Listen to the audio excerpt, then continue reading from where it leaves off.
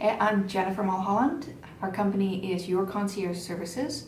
We work in Oakville and we work in our basement. We're a typical startup in that we've got about 1,000 square feet in our basement, which we've totally put over to our business.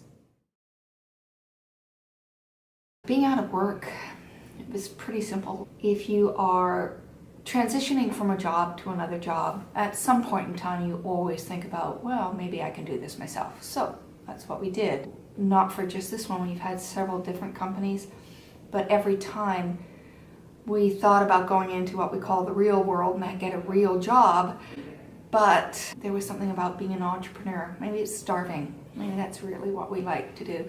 But basically it just was the way to go. Be a little bit more aware of what you're doing and try and get some help. One thing about TechPlace and the incubator system, they didn't have it when we started, but if we had had that, it would have saved us a lot of heartache and a lot of missteps. We stumbled through it, but it cost us money, and one of our bankers told us at one point in time, the $100,000 we lost in one particular year, they said that was your cost of learning the business. Right now, you don't have to necessarily make those huge mistakes that cost you so much because there's so many mentors and so much help out there.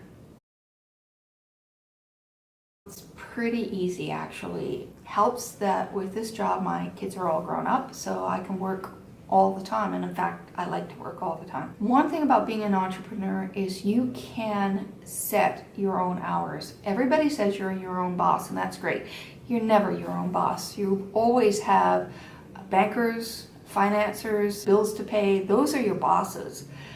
But what you can do is you can take a break and go to your kids' graduation or their Christmas event. You can do those things, and you can't do that with a regular job. So that's how you keep your balance. You make sure that your priorities are set. That's how we do it.